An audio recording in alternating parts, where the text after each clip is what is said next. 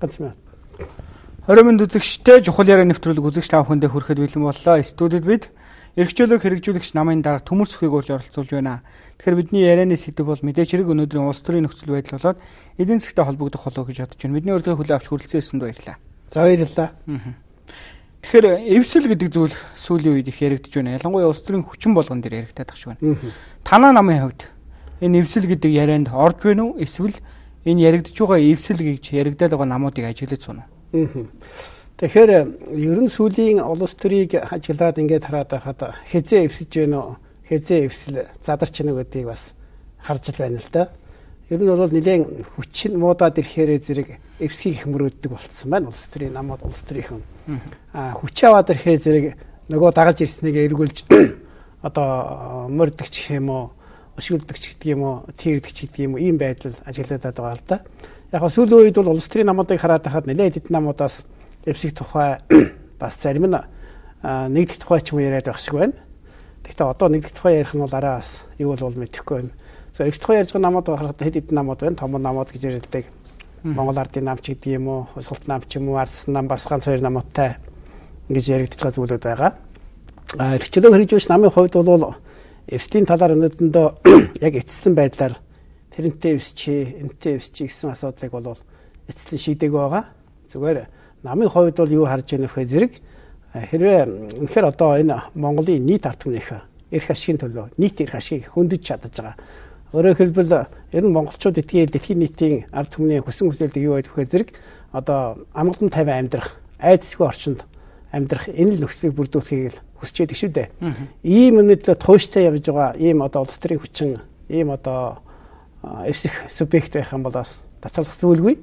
Гэхдээ ер нь эрхчлэл замын баримттай бодлого юу вэ зэрэг урд нь одоо улс төртэй байсан олигарх гэж ярьдаг тийм ээ. Одоо янз бүрийн хар хэмжээнд оролцчихсон. Тэрний одоо хамтрагч байдаг юм уу? Сэжигтэнч байдаг юм уу? Янз бүрийн хэлбэрт одоо оролцож болох тийм хүмүүсээс аль болох зайтай байхыг хүсэж мөрөөдөж явдаг. Ийм болохоор бид одоо өнөөдөртөө бол яг тэр намтай, тийм юмтай эвсэж байна гэж хэлэхэд дараа эрт байна. Одоо эд одоо эрхчлөлөгч намын хувьд бол эд одоо энэ эвсхүү ямар хүмүүсийг хаана одоо тойрогт дэвшүүлэх үү гэдэг талаар нэлээд одоо эрчимтэй ажиллаж байгаа. Ийм л шатантай явж байгаа. Сая үгэнд чинь хэллээ шүү дээ нэг буруу замаар будаа тайцсан нөхдүүдтэй ерөнхийдөө бол хамтрахгүй гэсэн утга санааг илэрхийлж ах шиг байна л да. Тэгэхээр энэ санааг ер нь аль нам руу чиглүүлж байна? Өнөөдрийн байгаа цас ирэх барьж байгаа хоёр гол нам байна уу? Эсвэл гол сөрөг хүчин гэгдээд байгаа энэ гурван нам руу чиглүүлж байна уу? Эсвэл өөр тал руу ярьж гинүү. За бүр хөвчлээд асуух юм бол Монгол Ардын хувьсгалт намын дарга, за Монгол Ардын намын дарга гэдэг хүмүүстэй холбогдож ярьж байна. Тэгэхээр ер нь бол эрхчлөлөг хэрэгжүүлэгч нам бол байгуулагдсан үеэс яг энэ үгийг бол одоо бас нэг ижил болгож ирсэн. Ялангуяа одоо сүүлийн 25 жилд эрх барьж ирсэн намууд байна. Монгол Ардын нам байна, Монгол Ардын хувьсгалт нам байна, ардчилсан нам байна, иргэний зориг ногоо нам байх, Монгол үндэсний ардчилсан нам ч гэдэг юм уу. За эдгээр болоод эдгээртэй одоо ажил төрлийн холбоотой байдаг. Хит их одоо арилжаа 8-1 гэсэн үг шүү дээ. Мөн одоо албан тушаалын дахиад одоо юу гэдгийг хувийн ашиг сонирхол холбоотой байдаг намуудыг бид бас хардгал гажилдаг л да. Эдгээр намуудтай бол үндсэндээ бол эвсэхгүй. Ийм одоо намууд одоо ганц парламент суудалтай биш, парламентод суудлаггүй намууд ч гэсэн байна шүү дээ. Одоо сүүлийн үед бол их хурлын гишүүн болоод танхимд очиж суучаад хинтээ чамаа авахгүй нэг эвсээд зууралдаж байгаа их хурлын гишүүн болчихын зорилго тавьж байгаа. Эрхчлөлөг хэрэгжүүлэгч нам ба түүний нөхөд бол нэр дэвшигч нар бол ерөөсөө үндсэн зорилго бол их хурлын гишүүн биш ээ. Үндсэн зорилго энэ болохгүй байгаа нөхдүүдийг өөрчлөх. Дахиад энэ болохгүй байгаа тогтолцоог өөрчилж болдог болгох. Дэлхийн одоо шилдэг тогтолцоонуудыг сонгож авах. Өөрөөр хэлбэл цаашид Монгол улсыг удирдлагын тогтолцооны хувьд цэвэр ариун байлгах. Тэгээд хөгжлийн хувьд дэлхийд номер 1 тэргүүлэгч одоо улс орн болох ийм зорилгыг бид нар бас тавьж ажиллаж байгаа. Яг гоо болохгүй бүтэхгүй байгаа гэдгийг илэрхийлэх зөвхөн нэг тоон үзүүл сайхан гараад өнгөрөх шиг боллоо гэж миний хувьд харж байгаа юм. Хүчин нүвэ гэхээр ил тод байдлын тухай хуйлгээд хэрэгжээд эхлээд дуслаа л да. Гэтэл анх бол санаачлахтаа нэг 8 орчим их 80 төгрөгийн хөрөнгийг ил болгоно гэжсэн бол өнөөдөр 34.5 их 80 төгрөг ил болчихлоо. Нэгэсэндээ Монгол улсын дотоодын нийт бүтээгдэхүүнээс их хэмжээний тийм хөрөнгө ил болчих шүү дээ. Энд чинь л нөгөө болохгүй бүтэхгүй байгаа учраас бизнес эрхлэгчид хувь хүмүүс маань юмаа угаад байна. Нөгөө далд эдийн засаг нь байгаад байна гэдгийн томоохон илрэл болчлоо. Энийг ер нь яаж хийх юм болоо? Тийм. Тэгэхээр зэрэг ер нь бол зөвхөн хувь хүнийхээ хувьд харахад бол бизнес эрхэлж байгаа хүмүүс, хувь хүмүүс бол энэ одоо эдийн засгийг ил тод байлгах өршөөлийн хувьд бол хамрах зүгээр том баг байх гэж харж байгаа. Нөгөө талаас хувь хүн маань компаниуд маань бас ямар нэгэн хэмжээгээр орлогоо нуудаг дотроо төлөвлөгөө явдал нь бол шившгтэй үлдээлээ. Зах зээлийн зарчимч бай, зах зээлийн бус зарчимчээс нэгж байсан. Тийм болохоор зэрэг бид нар анх бол нөгөө 4 их найдаар өшөөгдөх гэж байна. Тэгээд сүүлдээ 8 их найд болоод одоо 34.5 их найд. Өөрөөр хэлбэл Монголын төсвийг 4 жилийн төсвийг наад бол чинь хулгай хийгээд нууд дарж гаргачихж байгаа байхгүй юу? Яг энэтэй холбогдуулаад бид нар бас орон даяарны санал асуулга авсан шүү дээ, санаж байгааз. Энэ 4 их найдыг одоо өршөөгдөж байснаас 300 хүний хэмжээнд өршөөж 3 сая хүний хэмжээнд иргэдээ өршөөё. Нэг зээл яа. Одоо ингээд иргэд бол одоо 120 мянган одоо гишүүд ингээд байдланд ингээд саналаа ирүүлчих байж байгаа байхгүй юу? Би зориуд хараад гэж бодож байгаа ингээд. Тэгэхээр зэрэг юу эндээс харагдж байгаа нөхөө зэрэг ерөөсөө энэ төр засаг бол иргэд рүүгээ харсан бодлого гэхээсээ илүүтэйгээр хэдхэн тэр олигарх нөхд рүү харсан бодлого явуулаад байна л да. Сайхан үг одоо гаргаж эдийн засгийн ил тод байдлыг дэмжих хуулийг гаргая гэж ингэж иргэд рүү хандсан мөртлөө тэр хандлага нь иргэд рүү гэж харагдаж байгаа боловч яг одоо үйлдлийн жин дарах нь бол хэдхэн хүмүүст хамаарагдаад байгаа. Ийм болохоор бид нар түрүүнд одоо ойлдуулаад хэлсэн ч гэсэн одоо ийм нөхдүүд Монголд их байна. Энэ нөхдүүдийн одоо дийлэнх холбох нь нөгөө одоо олигарх намууд тэрний ард байдаг бизнесмэнүүд хамтарсан одоо үйл ажиллагаа хийдэг уул уурхай хөтөлбөр байгаа юм л да. Тэгээ энэтэй холбогдуулаад нэг юм санагчлаа гадуур бас энэ одоо парламент суултаа намууд нэг ийм актер буруугаар ажиллахыг тараагаад байна. Нам гэдэг юм буруу юм аа гэд ингээд. Тэгээ одоо би даагч байх юм бол ичгтэйхэн сайхан сүртэй хүн байлгаж харагдуулаад гэдэг юу харагдж байгаа цаад бодлого нь бол одоо энэ бидний нөгөө парламент суултгүй нам хүчтэй болчих бай. Тэ нөгөө нэг тэнцэл хийдэг хүмүүс маань тухайн нэг намдаа эрхчлөөч намраа ордог ч юм уу орж ирээд ингээд хүчтэй өсөлтөчөр болчих бай гэсэн үднээс зориуд задрах бодлого явуулаад байгаа. Тэгээд дээр нь хуулинд байгаа шүү дээ, сонгуулийн хуулинд. Би даагч ч юм уу нэр дэвшигчийг одоо дугуйлаа гэж бодъё. Төмөрсгийг дугууллаа гэхэд заавал нам дугуйлж ээж нөгөөд чинь хүчинтэй болно. Наад бол ч хуулиар талбар яаж хийсэн гэхээр зэрэг за одоо уугнааг дугуулуулаад тэгээд нөгөө хүн уугнаагийн одоо саналыг хүчинтэй болгох нэг нам дугуулнаа да. Тэгэхээр чэйжэнд орж болж исэн чинь одоо юу гэдгийг ан манч гэдэг ороод ирэхээр зэрэг дугуулчхаа зэрэг нөгөө тэмцэгчийн саналыг далдуур хулгай хийж аваад байгаа гэсэн намдаа. Ийм болохоор зэрэг манай бие даагч нар одоо цаашид бие дааж нэр дэвшнэ гэж яваад олон хүн байгаа. Эдгээр хүмүүс маань энэ нөхдүүдийн ингэж далд байдаг тижээлгүйгээр энэ нөхдүүдийн далд байдал бодоход нь өрхөдлгүйгээр одоо ямар нэгэн намын субъектийг сонгох нь илүү одоо ач холбогдолтой. Тэр нь одоо иргэдэд ач холбогдолтой, эх орон ард түмэнд ач холбогдолтой, хувь хүн өөртнөөс ач холбогдолтой. Өөрөөр хэлбэл өөрийнхөө дугуулсан саналыг өөр нам руу зараад авахгүйгээр аль нэг намын одоо туганд ор гэдэг юм уу, аль нэг намдаа элсээ гэдэг юм уу, аль нэг намд олон хувьбэр байгаа шүү дээ. Төлбөрийг ашиглаад тэгээд нэр дэвших юм бол бид одоо жинхэнэ утгаараа энэ болохгүй байгаа намуудын эсрэг тэмцэл маань өрнж гэнэ гэсэн санаа гарах юм. Тэгэхгүйгээр одоо юу гэдгийг энэ одоо намуудаас явуулж байгаа болгон дагуу нам гэдэг баба юмаа гэж харуулдаг байгаа. Гэтэл нам гэдэг 3 үгэн байдаг.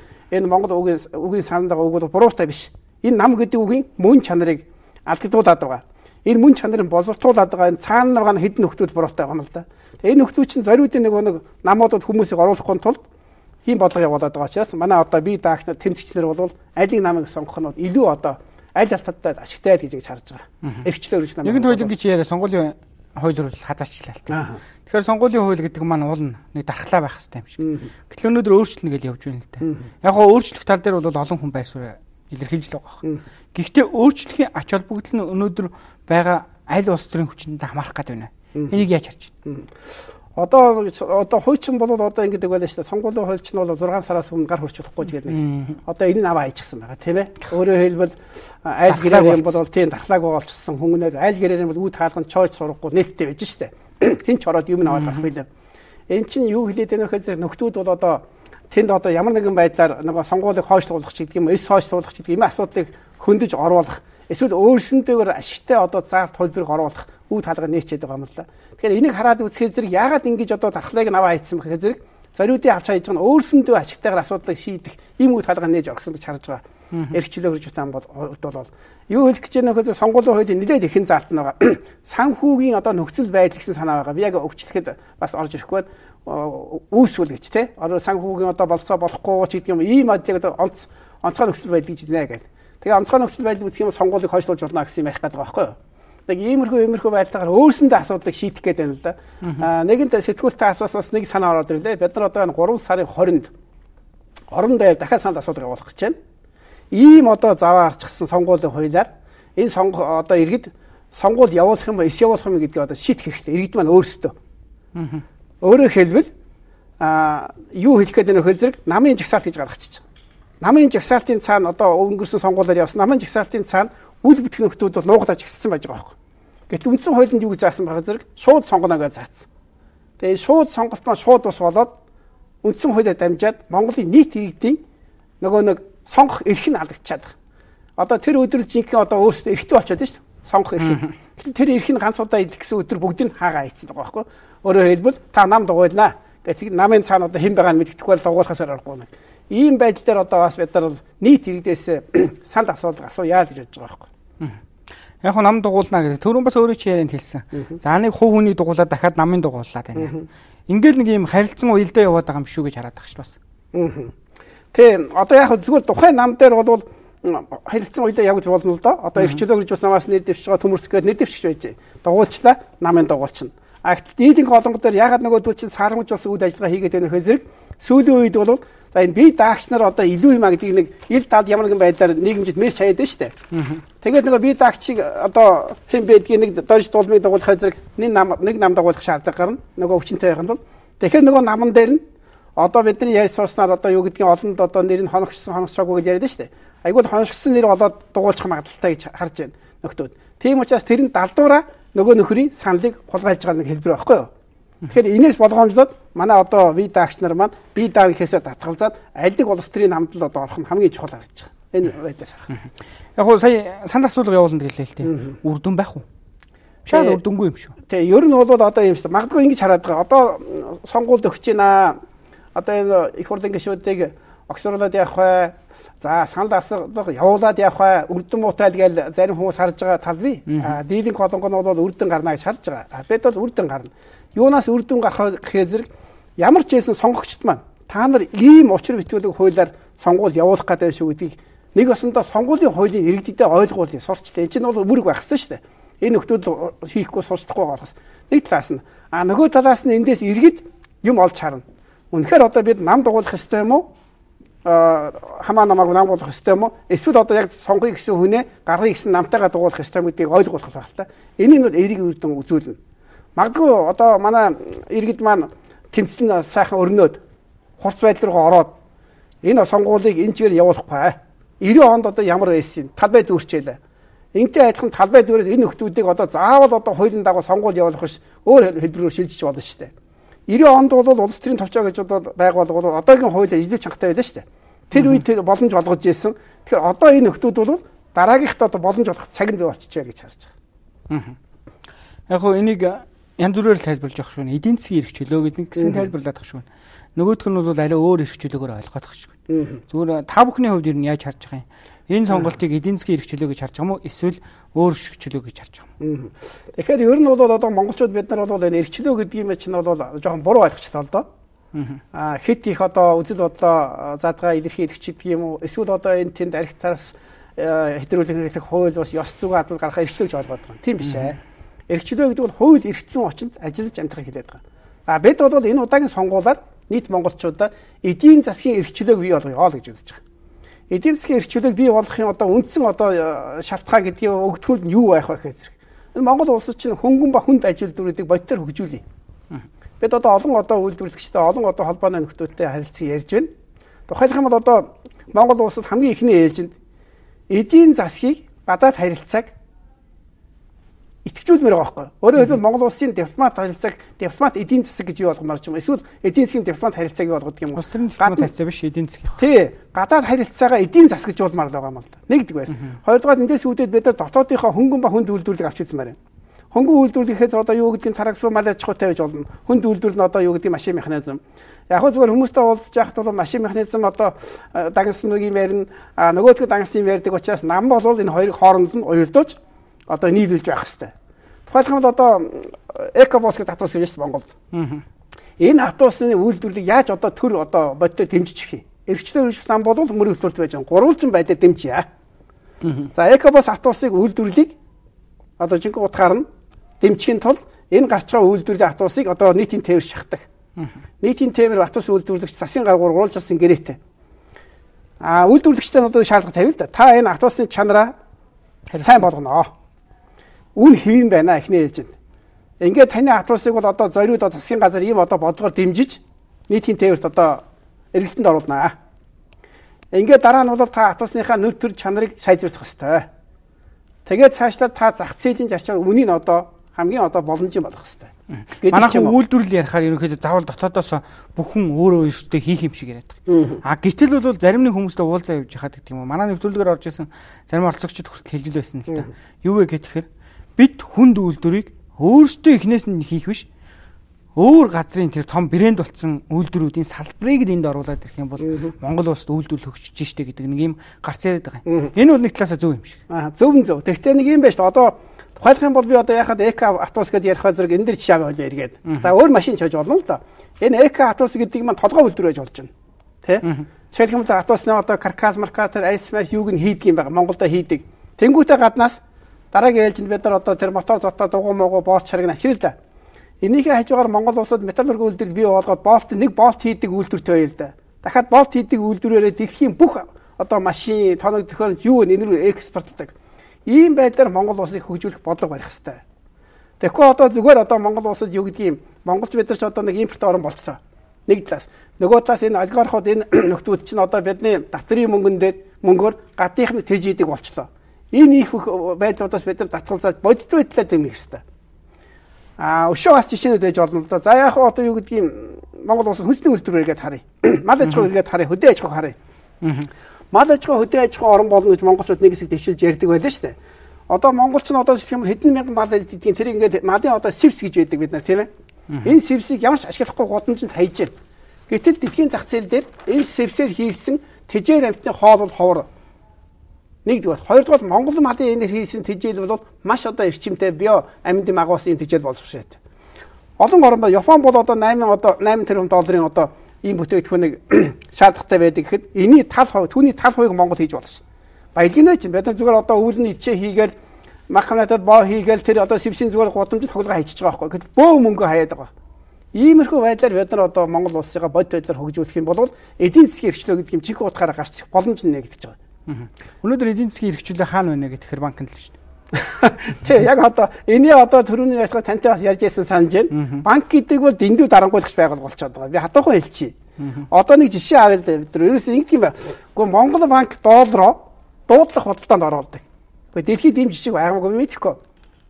Та чи би чи одоо нэг одоо долларыг дуудлах худалдаагаар одоо битэр юу гэдэг банк бас байгуулга байх гэж бодъё л да. Аржин банк ч юм уу тийм ээ. Битэр дуудлах худалдаагаар 1950-аар авсан бол битэр 1949-өөс зарахгүй өстэй. 51-ээр юм уу 50 хасаа зарж байгаа. Ингэж өсгөөд одоо бүр одоо үнийг хөөргөл галзуур бий болгож шээ. Тэгээ эн чинь юу хэлж байгаас нөгөө нэг Монгол улсад байгаа арилжааны олон банк гадаад эзэстэй тэр энэ банкны бодлогыг удирдах байгаа байхгүй. Монголчууд биш Монголын засгийн газар биш. Тэгэхээр энэ банкны асуудлыг бид нар эргэж харах хэрэгтэй. Одоо бид нар сайхан судалгаа хийж үзлээ шүү дээ. Татврын газар нэг явж үзлээ, гайлын газар явж үзлээ. Тэр газруудад дандаа хувийн арилжааны банкуд байж байна. Төрийн банк нь байдгүй. Гэхдээ чи бидний мөнгө хаана төрийн банкнд цугулж иж бидний эдийн засгийн зузаатгал бий болж явах хэрэгтэй шүү дээ. Бүгд соёлтой шүтэлтэй холбоотой. Хобби нөө банкнд яагаад эрхчлөө байна вэ гэдээ ярихаар өмнөх ярилцлагаарч бас ярьж лээс өнөөдрийн баахан цаас аваад ирсэн гэж ярьж л байна. Энтэй холбоотойгоор ярьсан. Үнэхээр зээлгүй хүн алга байхгүй тийм. Тэгсэн мөртлөө ажилгүй болохоос айдаг хүмүүс их болцсон байна. Ягаад гэвэл зээлээ төлж чадахгүй болчих шүү дээ. Тийм учраас өнөөдөр ажил олгогчийнхаа аманд ихэнх хүн орж байгаа. Чи тэгж ажиллахгүй бол ажлаас чинь чөлөөлж шүү. За уучлаарай. Тэгээ чи илүү цагаа битгэнийхэд дугаа ажиллая. За хаалчлаарай. Ийм л нөхцөл байдал руу ер нь хүмүүс орж байна. Оруулж байна тий. Тэгээ халагчхай зэрэг нөгөө зээлийг төлж чадах боломжгүй болох орган харагдахгүй тулд хамгийн бага одоо юу гэдгийг нөхцөл орон зайд ажиллаж эхэлж байна шүү дээ. Банкээс соёлоо зөв нэг зүйлийг бид тодруулъя. Одоо шилжих юм бол бид нар орон сууцны зээлийн асуудыг түрүү ярьсан те энэ өмнөх ярилцлагаар 5% та болж байна. Бид 5% гэж байгаа эрхчлөө хэрэгжүүлэгч нам болов. Энэ маш олон судалгаа бий. 5% та ихэд байна шүү дээ. Та 100 саяар авсан барилгыг 150 сая болгоод төлнө. Тийм ээ. 150 сая болгох төлөв жишээ. Тэгвэл энийг байна шүү дээ. Яг үнэн чанартай бол тэр барилгын үнэнд тэр одоо нөгөө зээл авсан авчгаа 100 саяын одоо зээл 150 болж өсөхөөгүй гэдгийг бид анаад хийж үзсэн. Тэр 150 сая болох ямар ч үндэслэл байхгүй. Ямар ч үндэслэл байхгүй. Тэнд байгаа хариуцж байгаа эдийн засгийн цалин, зардал мардал бүх юм тооцоод үзэхэд. Тэгэхээр бид нар 5 хүртэл гэж яриад байгаа. Нарийн одоо задрааг нь бид нар хийцэн байж байгаа. За яг хөө ингээд янз бүрийн юм яриад байвал яриа л юм л да. Ерөнхийдөө эдийн засгийн хувьд. Гэхдээ бас нөгөө талаас нь төсвөрөө эдийн засгийг уяхаас өөр аргагүй болчихсон. Өнөөдөр төсвийн гажуудал гэж яриалах юм тий. За авилгалцсан төсвөгээд алтан үеийг сайд бахта илэрхийлэл өнгөссөн. За нэг хэсэг шуугаад өнөөдөр бол намжчих шиг л боллоо. Ингээд бодохоор ерөөсөө төсвөөсөө санхүүждэг аж ахуй нэгжүүд, төсвөөс үл санхүүждэг аж ахуй нэгжүүд гэдэг ойлголт л нэг юм хоёр талд яваад тах шүү. Энэ дээр танаахан яаж ажиллах гээд ямар зорилго тавьж байна? Ер нь Монгол улсын төсвийг бүрдүүлж байгаа тэр одоо бүрэлдүүлж байгаа хэсэг нь маш одоо цөөхөн. Хэдхэн зүйл дээр одоо зогсож ш төсөв. Энийг бол одоо маш уян хатан болгох хэрэгтэй. Яагаад ингэж татвартай холбоод хэлье. Өнөөдөр Монгол улсын татрын бол хэтэрхий хатуу. Тэр хатуу бодлогоос болоод түрүүний нөхцөлийг яриад байдаг эдийн засгийн ил тод байдлыг дэмжихэд хуулийн хүрээгээр энэ тэндгүй очроо ш гайлын газар, татрын газар хөөрхөн хамт чинь тэнд би хэлээд өнгөрлөө л дээ. Гэхдээ бас зарим хүмүүс хүнд байсан бол одоо бас намайг уучлалназ. Яагаад тэр хүмүүс тэр татраа нуугаад өршөөгж ийнөх зэрэг заавал хулгайчтай биш. Нөгөө нэг актер хүн татвар чинь дарамт үзүүлээд байгаа учраас тэрнээс одоо ангижрах арга замаа хайгаад байна шүү дээ. Эрхчлөө хэрэгжүүлж зам бол эдийн засгийн эрхчлөө үзүүлэлт гэдэг нь энэ татрын бодлогыг маш оюун барина. Хэд байх вэ гэж тооцож үзэж байгаа. Манайчууд бол хамгийн бага 4.10 л гэдэг байгаа шүү дээ. Тэр одоо нэмэгдсэн өртгийн татвар нь 10 байх ёстой юм уу те? Дахиад тэр нэмэгдсэн үсгийн босго нь 200 сая байх ёстой юм уу, өөр байх ёстой юм гэдгийг аль хэдийн бид нар гаргачихсан. Энэ чинь нэг нийгэм байж тээ тэгш гараанаас тэгш байдалд ажиллаж эрх тэгшин зарчим одоо хөндөгдөж бай. Тэр нь жинхэнэ утгаар нь явж яаж нийгэм сая цаашаа явах ёстой л доо. Нэг хэсэг хүнийг 200 саяас чөлөөлж ажиллахаар нэг хэсэг хүн нь одоо 200 сая хүрээгүй байхад одоо нэмэгдсэн өрсгийн татвар төлөхгүй байгаа л. Гэтэл нөгөө нэгсэн нөгөө төлдөггүй хүмүүсийн татварыг төлөөл байдаг чинь одоо жинхэнэ одоо шударга зарчим юм уу биш юм уу те? Эрх зүйн орчин яаж зохицуулах хэвтэй. Иймэрхүү байдлуудыг маш нарийн зүйлүүд дээр бид нар анхаарлаа хандуулж байна. Тэгээ ер нь бол давтаад хэлэхэд Монгол улсад үйлдвэрлэл гэдгийн бодтер юу болгоё. Тэр үйлдвэрлэлийн гурвалжилсан одоо дэмжлэгийн асуудлыг бодтер хөндөг тавья. Энтэй давхар нөгөө нэг бидний ярьсан тэр засгийн газар үйлдвэрлэх чиглэж 3 гэхээс гадна энийг тойроод одоо таны асуусан нөгөө татврын асуудлууд байгаа ш тойроод энийг хүртэл бид нар одоо харж хандах хэрэгтэй. Монголд нэг аюул байгаа. Түрүү ярьсан уу юу?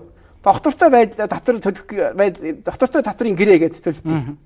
Ийм санаа. Өөрөөр хэлбэл та сая долларын татвар төлчих юм бол тэр хэдэн сая долларын ашиг олох нь хамаагүй болгоо хийц. Тэгээ энийг чинь одоо нэг гадныхан дотных нөгөө нэг луу өрчин буруу ашиглаад байна шүү дээ. 1 сая доллар олж төлж хаячаад хэдэн сая доллар, хэдэн 100 сая доллар нь улс орноос сэсэрч байдаг. Энэ дээр бол бид нар өөрчлөлт хийж одоо эрх тэгш байдлыг бий болгоно л гэж байгаа. Улс төрч хүн ер нь юунаас айдаг юм болоо. Яг эдийн засгийн холбоотой их юм ярьлаа учраас тийм учраас улс төрлийн сэдвүүр орё гэж бодож байна. Улс төрч хүн юунаас айдаг юм бол? Таны хувьд юунаас айдаг? Миний одоо улс төрчийн хувьд айж байгаа нэг л асуудал байна. Энэ Монгол улсыг удирдах байгаа тогтолцоо бодлого буруу байна. Өөрөөр хэлбэл буруу тогтолцоо, буруу бодлогоос айж байгаа. Гэхдээ улс төрч гэдэг хүн аливаа нэг асуудал дээр бодлого дээр тогтолцоон дээр буруу шийдвэр гаргасан бол тэрийг маш богино хугацаанд одоо эргүүлж зөв болгох маневр хийх чадaltaй байх хэрэгтэй байхгүй. Ер нь бол эрхчлөө хэрэгжүүлж нам түүнээс нэр дэвшигчдийн өрсөлдөгч бол аль нэг одоо тойрог дээр байгаа нам буюу хүн биш. Энэ Монгол улсад байгаа болохгүй байгаа бодлого, буруу байгаа тогтолцоо бол бидний өрсөлдөгч. Тийм учраас тийм буруу бодлого, буруу тогтолцооноос би айдаг. Тэрнээс аль нэг одоо улс төрчтэй ороод камерын өмнө, эпирийн өмнө өрсөлдөхөж би хийж байхгүй. За бидний ярилцлага өндөрлөх тийшээ хандж байгаа учраас ерөөдөө тэгвэл та тэгж айдаг юм биш. Нөгөөдөл чи юунаас айж байгаа бол? Одоо дуусчихж байгаа яасан ч амарх юм. Ерөөдөө нөгөө нэг өрсөлдөж байгаа гэдэг юм. Аль эсвэл одоо ирэх барьж байгаа энэ намынхан маань юунаас айж байгаа бол? Эднэр маань хараад байхад ингэж байх шиг энэ суудлаа алдчих бай. Яаж хийж байгаад нэг одоо тойрогоос авах суудлаа алдчих гэж айгаад байх шиг байна. Тийм ч учраас их бужигнаа болж байна. Тийм ч учраас их 8 арилж явагдчихж магадгүй шинжтэй.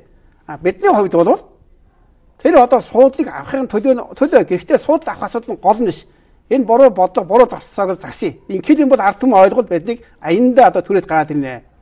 Ийм л одоо бодлого гэж. Босод нам бол татаад хэлчих босод нам, босод нийт дэвчнэр бол их хурлын гишүүн болчихгүй байх бай. Яаж хийж болчих вэ гэж ингээд хэрвээ болчихгүй бол одоо би яана гэж айж ах шиг байна. Энэ маань одоо тэндээс элдийн янзын цаг хуучилд босгож ирдэг, энэ тэрэ болдог, элдийн янзын гэрээ контракт хийдгээс болдог бах. Эргээд тэрэндээ бол хүнд байдалд орнохоос айдгал багч харж байгаа.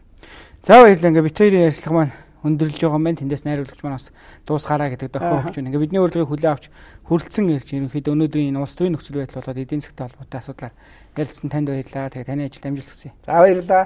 Танай телевиз Монголын нийт ард түмэнд бас амжилт хүсье. Үзэг савхандаа чухал яриа нэвтрүүлэг хүрлээ. Дараагийн дугаараар уулзлаа. Баяртай үзэгчдээ.